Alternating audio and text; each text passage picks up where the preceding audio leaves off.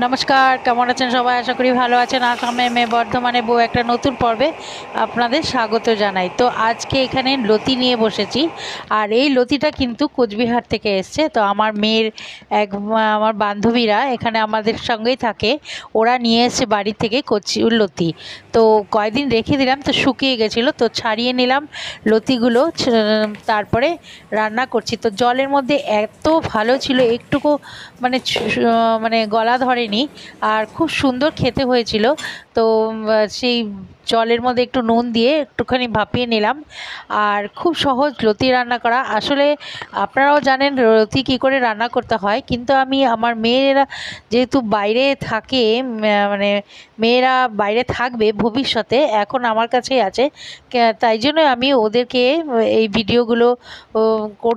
ভিডিওগুলো ওদের জন্যই করছি, যাতে ওরা ভবিষ্যতে যখন যাবে তখন এই রকম নানা রকম রান্না করে যেন খেতে পারে। তার জন্যই আমার এই ভিডিওগুলো করা।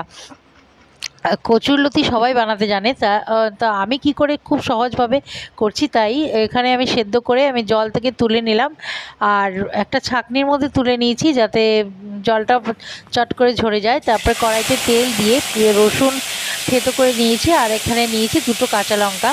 তো প্রথমে রসুনটাকে একটু ভালো করে ভেজে নেব যাতে রসুনের কাঁচা গন্ধটা চলে যায়, সেই জন্য। তারপরে আমি অন্য জিনিস দেবো। তো রসুনটাকে এখানে ভালো করে নেড়ে চেড়ে ভেজে নিচ্ছি, আর লঙ্কাগুলোকে একটু থেতো করে দিচ্ছি যাতে একটু ঝাল হয়। তাই লঙ্কাগুলো একদম ঝাল নেই, বিশাল বড় বড় লঙ্কা, কিন্তু একদম ঝাল নেই। তো যাই হোক, এইভাবে করে এখানে আমি রসুনটা আমার কিছুটা লালচে লালচে ভাজা হয়ে গেছে। এবার আমি দেবো পেঁয়াজ। ওর মধ্যে দুটো পেঁয়াজ দিয়েছি, যেহেতু আমার কচুরলতি অনেকটা ছিল, সেই জন্য আমি এখানে দুটো পেঁয়াজ দিয়েছি, তবে বড় না, ছোট ছোট মিডিয়াম সাইজের দুটো পেঁয়াজ আমি এর মধ্যে দিয়েছি। এবার নুন দিয়ে দিলাম, পেঁয়াজটাকে একটু ভাজা ভাজা হয়ে গেল, নুন দিয়ে দিলাম, তারপর হলুদ দিয়ে দিলাম, একটু লঙ্কার গুঁড়ো দিলাম, কাশ্মীরি লঙ্কার গুঁড়ো, আর কিছু মশলা দেব না, আর একটুখানি জিরের গুঁড়ো দিয়েছি, ব্যাস এইটুকুই আমার মশলাপাতি দেওয়া। তো এইটাকে ভালো করে ভেজে নিতে হবে, খুব ভালো করে মশলাটাকে একদম ভালো করে মিশিয়ে নিতে হবে। খুব সুন্দর ভাজা হয়ে গেছে। এবার আমি দিয়ে দিচ্ছি টমেটোটা দিয়েও একটুখানি ভালো করে মিশিয়ে নেব, কারণ টমেটোটা দিয়েছি এই জন্যই যে খেতে খুব ভালো লাগে। তাই অনেকে টমেটো দেয়, অনেকে দেয় না, কিন্তু আমি টমেটো দিই, সেই জন্য আমি টমেটো দিয়েছি। এবার আমি দিয়ে দিয়েছি কচুরলতিটা, সেদ্ধ করে রেখেছিলাম কচুরলতিটা, জল ছাড়িয়ে রেখেছিলাম, সেটাই এখানে দিয়ে দিলাম। আর দিয়ে ভালো করে নাড়তে হবে, কারণ না নাড়লে কড়াইতে দেখছেন লেগেই যাচ্ছে। তো সেই জন্য কড়াইতে ভালো করে নেড়ে মিশিয়ে নিয়েছি। আর এই হয়ে গেল আমার কচুরলতি রান্না। তো খুবই ইজি, তো সেই জন্য এখানে আমি খুব সহজভাবেই দেখালাম। তো ভালো লাগলে লাইক করবেন, শেয়ার করবেন বন্ধুরা।